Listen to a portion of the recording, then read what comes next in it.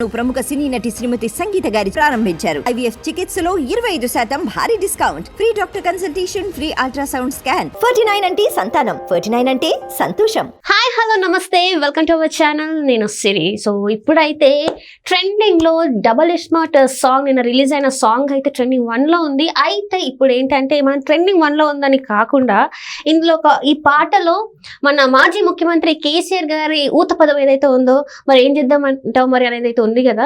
So ఆ word ని use చేశారని చెప్పేసి కొంతమంది బిఆర్ఎస్ నేతలు కార్యకర్తలు ఏంటంటే కొంచెం ఫైర్ అవుతున్నారు. సోషల్ మీడియాలో వాళ్ళు మాట్లాడడం జరుగుతుంది. మరి ఆ సాంగ్ అయితే ట్రెండింగ్ 1 లో ఉంది. మరి వీళ్ళైతే ఇలా మాట్లాడుతున్నారు. సో దీని మీద మరి కొంత ఇన్ఫర్మేషన్ మనకు అందించడానికి ఈ రోజు మనతో పాటు ఉన్నారు ప్రముఖ సినీ క్రిటిక్ యజ్ఞమూర్తి గారు. నమస్కారం సార్. నమస్తే సార్, ఎట్లున్నారు సార్? ఫైన్. ఎప్పుడు లేదు, ఎట్లా ఎందుకంటే మా తెలంగాణ అందుకోసం సార్ ఏంటంటే మంచిగా ఉన్నారా? మేము కూడా మస్తున్నాం. అయితే ఇప్పుడు సాంగ్ ఏంటంటే డబుల్ స్మార్ట్, మొత్తం ప్యూర్ హైదరాబాదీ స్లాంగ్ లో మొత్తం సినిమా మనం ఫస్ట్ కూడా చూసాము. మార్ముంతా చోట్ చింత అనే సాంగ్ మనం ఏదైతే ఉంది ట్రెండింగ్ 1 లో ఉంది. అందులో ఏంటంటే కేసీఆర్ గారి ఒరిజినల్ వాయిస్ యూజ్ చేశారు. ఊత పదం ఏదైతే ఉంటుందో అది పెట్టారని చెప్పేసి కొంతమంది ఫైర్ అవుతున్నారు. అంటే బీఆర్ఎస్ నేతలే కార్యకర్తలే కావచ్చు, వాళ్ళు సోషల్ మీడియాలో కేంద్రంగా ఫైర్ అవుతున్నారు. మరి ఇది వాడొచ్చు అంటారా, వాడొద్దు అంటారా మరి సాంగ్ లో? ఫస్ట్ ఈ పాట అయితే ఈరోజు యూట్యూబ్ లో నెంబర్ 1 పొజిషన్ లో ట్రెండ్ అవుతుంది. సో ఆల్రెడీ నిన్న ఇప్పటికి అంటే ఈ మనం మాట్లాడుకునే టైంకి 19 గంటలు 20 గంటలు అయింది. More than 3 million. సో అది వ్యూయర్షిప్ వచ్చింది. నెంబర్ 1 పొజిషన్ లో ట్రెండ్ అవుతూ ఉంది. కాసర్ల శ్యామ్ రాసినటువంటి ఈ పాటని సినిమాలో హీరోయిన్ అయినటువంటి రామ్ పోతినేని, కావ్య థాపర్, అలాగే డాన్సర్స్ ఈవిడ మీద చిత్రీకరించారు. పైగా ఏంటంటే కళ్ళు కాంపౌండ్లో ఈ పాట తీశారు. సో దాంతో పాటు అక్కడ ఉండే యాంబియన్స్ అంతా కూడా ఎంత హడావుడిగా ఉంటుంది. సో మనకు ఒకటి ఉంది, కళ్ళు తాగిన కోతి ఎట్లా గంతులేస్తుంది అన్నట్టుగా అక్కడ కళ్ళు తాగుతూ హీరోయిన్ సైతం కూడా కళ్ళు తాగటం మనకి ఈ పాటలో కనిపిస్తూ ఉంది. సో వాళ్ళు పాట పాడుతూ ఒక సందడి చేసేటటువంటి ఆ సందర్భం ఏదైతే ఉందో దాన్ని కరెక్ట్గా, అంటే పూరి జగన్నాథ్ ఏ సందర్భంలో పెట్టాడో మనకు తెలియదు, కానీ కాసర్ల శ్యామ్ మనకు తెలుసు. సో తెలంగాణ జానపద శైలిలో కనుక పాటలు రాయమంటే అతను విజృంభించి రాస్తాడు. పైగా ఇది కళ్ళు కాంపౌండ్లో కళ్ళు తాగే పాట. మన తెలంగాణలో కళ్ళు కాంపౌండ్లు కూడా మనకు విరివిగా కనిపించడం మనకు తెలుసు. హైదరాబాద్లో కూడా మనకి కళ్ళు కాంపౌండ్లు విరివిగానే ఉంటాయి. సో అది ఒక సంస్కృతిలో ఒక భాగంగానే ఉంటుంది. మనకి కళ్ళు గీత అనేది ఎక్కడైనా సరే అది ఒక వృత్తి. దానికి మీద ఉపాధి పొందేవాళ్ళు మనకు తెలుసు. ఒక కులమే దాని మీద ఉపాధి పొందుతూ ఉంటుంది.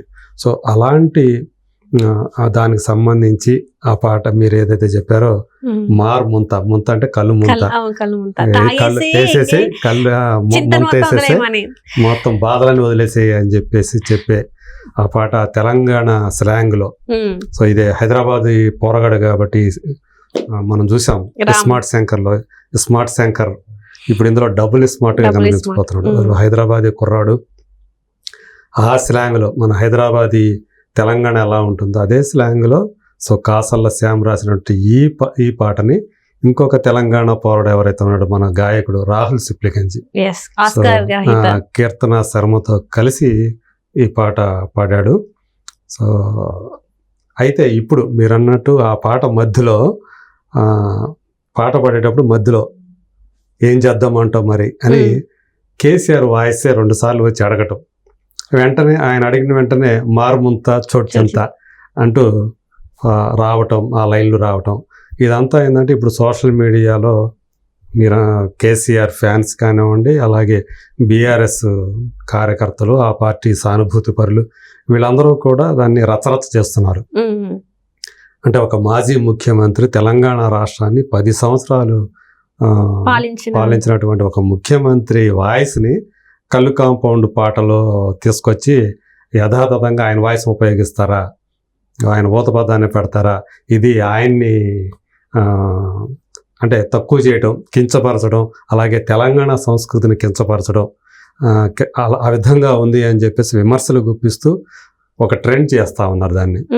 సో మనకు తెలుసు, అంటే ఒక తెలంగాణ మనిషి అయినటువంటి, తెలంగాణ కవి అయినటువంటి కాసర్ల శ్యాము, అలాగే తెలంగాణ గాయకుడు అయినటువంటి రాహుల్ సిప్లిగంజ్ కావాలని చెప్పేసి కేసీఆర్ను లేకపోతే తెలంగాణ సంస్కృతిని కించపరచడం కోసం అది పెట్టి ఉంటారని నేనైతే అనుకోను. ఇక్కడ మనం ఓవరాల్గా చూడాల్సింది ఏంటంటే సందర్భం, అది ఏ సందర్భంలో ఒక సెలబ్రేషన్ అది. సో ఆ సెలబ్రేషన్ వచ్చే టైంలో ఆ పాట పెట్టారు. కాకపోతే ఇక్కడ మీరు అన్నట్టు అసలు కేసీఆర్ వాయిస్ లేకపోతే నష్టమేంది, కేసీఆర్ వాయిస్ని ఎందుకు పెట్టాలి అంటే, కేసీఆర్ అంటే తాగుడు, తాగుడు అంటే కేసీఆర్ అన్నట్టుగా ఆయన వ్యతిరేకులు ఆయన ప్రొజెక్ట్ చేస్తూ ఉంటారు. సో అదే పద్ధతిలో ఇప్పుడు కావాలని పూరి జగన్నాథ్ ఆ పాటలో కేసీఆర్ని కళ్ళు కాంపౌండ్ సాంగ్లో ఆయన ఊతపాదాన్ని తీసుకొచ్చి యథాతథంగా ఉపయోగించుకున్నారు, కావాలని చేశారు అని వాళ్ళు ఫీల్ అవుతారు. కేసీఆర్ ఫ్యాన్స్ కానివ్వండి, బీఆర్ఎస్ కార్యకర్తలకు కానివ్వండి, వీళ్ళందరూ కూడా ఇప్పుడు సోషల్ మీడియాలో విరుచుకుపడుతున్నారు. కాసర్ల శ్యాముని అట్లాగే పాట రాసినటువంటి, సో ఆ పాటలో ఆ పదం ఎందుకు పెట్టాడు అసలు కాసర్ల శ్యామ్, ఒక తెలంగాణ వాడై ఉండి సో కేసీఆర్ని కించపరిచే రీతిలో ఉన్నటువంటి, అంటే ఒక తాగుడు పాట ఏదైతే ఉందో దాన్ని అలా ఉపయోగిస్తారా, కేసీఆర్ ఊత పదాన్ని ఉపయోగిస్తారా, ఆయన ఆ ఊత పదం రావడంతో హీరోనో లేకపోతే అక్కడ ఉన్న వాళ్ళు మారుమంతా చోటుచెంత అంటాం ఏంటి అన్నట్లుగా వాళ్ళందరూ కూడా దాన్ని విమర్శిస్తున్నారు, ట్రోల్ చేస్తున్నారు ఆ పాటని.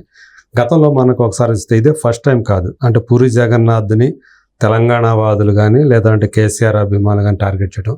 గతంలో కెమెరామెన్ గంగతో రాంబాబు అని ఒక సినిమా చేశాడు, అది కూడా పవన్ కళ్యాణ్ అట్లాగే తమన్నా అందులో హీరోయిన్లు. అందులో కూడా తెలంగాణ తల్లిని కించపరిచే రీతిలో సన్నివేశాలు పెట్టాడు పూరి జగన్నాథ్ అని చెప్పేసి ఆ రోజుల్లో పెద్ద గొడవ జరిగింది.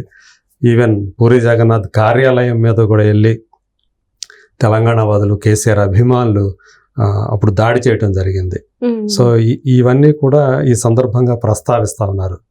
సో కేసీఆర్ అన్నా తెలంగాణ వాదం అన్నా కానీ పూరి జగన్నాథ్కి కొంచెం చులకన భావం, అందుకని ఇలా చేస్తున్నాడు అని చెప్పి కొంతమంది అలా ఒక వివాదాన్ని తెర మీదకి తీసుకొస్తున్నారు. కెమెరామెన్ గంగతో రాంబాబును కూడా ప్రస్తావిస్తున్నారు, అప్పుడు జరిగినటువంటి ఆయుష్ని కూడా తీసుకొస్తున్నారు. సో ఏదైతే మొత్తానికి అంటే మనకు తెలుసు పూరి జగన్నాథ్ ప్రస్తుతం కొంచెం డౌన్లో ఉన్నారు. సో ఏదైతే తను ఎన్నో ఆశలు పెట్టుకున్నటువంటి ఒక పాన్ ఇండియా ఫిల్మ్ లైగర్ విజయ్ దేవరకొండతో తీసింది, అది చాలా డిజాస్టర్ అయింది అది. సో దాంతో చాలా మంది నష్టపోయి పూరి జగన్నాథ్ని టార్గెట్ చేసుకొని మేము ధర్నాలు చేయటం, కొంతమంది డిస్ట్రిబ్యూటర్లు అయితే ఆయన మీద చాలా దారుణంగా మాట్లాడటం మనం చూసాం. సో ఇప్పుడు ఈ డబుల్ స్మార్ట్ ఏదైతే ఉందో, సో దీంతో మళ్ళీ పూరి జగన్నాథ్ సూపర్ హిట్ కొట్టే నమ్మకంతో ఉన్నాడు. సో అక్కడ ఆ సినిమా తయారైన విధానం, ఎందుకంటే మనకి స్మార్ట్ శేఖర్ ఎంత పెద్ద హిట్ అని తెలుసు, ఆ రామ్ కెరీర్లోనే అది బిగ్గెస్ట్ హిట్గా అది పేరు తెచ్చుకుంది. సో అట్లాగే మణిశర్మ ఆ సినిమాతో ఒక మ్యూజిక్ డైరెక్టర్గా మళ్ళీ బ్యాక్ అన్నట్టుగా, హీఈస్ బ్యాక్ అన్నట్టుగా వచ్చారు మళ్ళీ. సో ఇప్పుడు ఈ దీనికి కూడా Mani Sharma music, Kasarla Shyam lyrics, so వాటితోటి ఆ పాట నిజంగానే ఇప్పుడు యూట్యూబ్లో ఒక దుమ్ము రేపుతుంది అన్నట్టుగా మారుమోగిపోతా ఉంది. స్టిల్ నిన్నటి నుంచి కూడా ఈ రోజుకి కూడా అది నెంబర్ 1 పొజిషన్లో ట్రెండ్ అవుతుందంటేనే ఆ పాట ఎంతగా ఆదరణ పొందుతుందో మనం అర్థం చేసుకోవచ్చు. పైగా ఇండస్ట్రీ సర్కిల్స్ అంటే ఇన్నర్ సర్కిల్స్లో వినిపిస్తున్నటువంటి మాట ప్రకారం ఈ సినిమా పెద్ద హిట్ కాబోతుంది. సో మళ్ళీ పూరి జగన్నాథ్ మళ్ళీ ఆ లైగర్ చేదు అనుభవాన్ని ఏదైతే ఉందో అది మర్చిపోయి మళ్ళీ ఒక కొత్త పూరి జగన్నాథ్ని మళ్ళీ మనం చూడబోతున్నాము అన్నట్లుగా అక్కడ మాటలు వినిపిస్తూ ఉన్నాయి. సో ఏదైతే అయితే ఇదే క్రమంలో ఇప్పుడు ఈ పాట ఇలా వివాదానికి దారి తీయటం కూడా ఆ సినిమా పబ్లిసిటీకి మరింత ఊతం ఇచ్చేటట్లుగా ఉంది, ఇది ఉపయోగపడుతుంది అన్నట్టుగా మళ్ళీ ఇంకొంతమంది అలా వ్యాఖ్యానాలు కూడా చేస్తూ ఉన్నారు.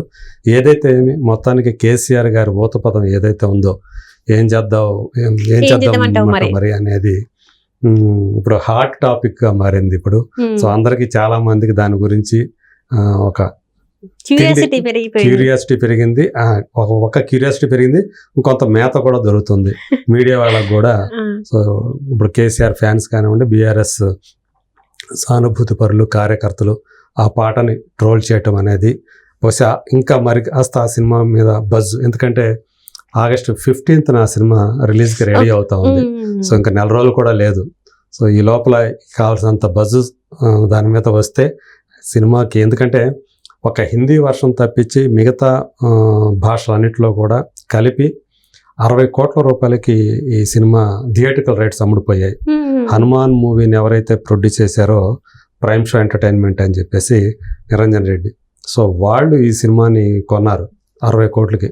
ఒక హిందీ తప్ప మిగతా all languages world wide theatrical rights. So ఆ రేంజ్లో అమ్ముడిపోయినటువంటి ఈ సినిమా, సో ఈ బస్ తోటి ఇంకెంత వసూలు చేస్తుంది అనేది కూడా ఒక అభిప్రాయం నడుస్తుంది. చూద్దాం. సో ఈ పాట వెనక నడుస్తున్నటువంటి వివాదం ఓ సినిమాకి ప్లస్ అవుతుందా లేకపోతే నెగిటివ్ అవుతుందో చూడాలి. Right sir, right. Thank you so much sir. Thank you.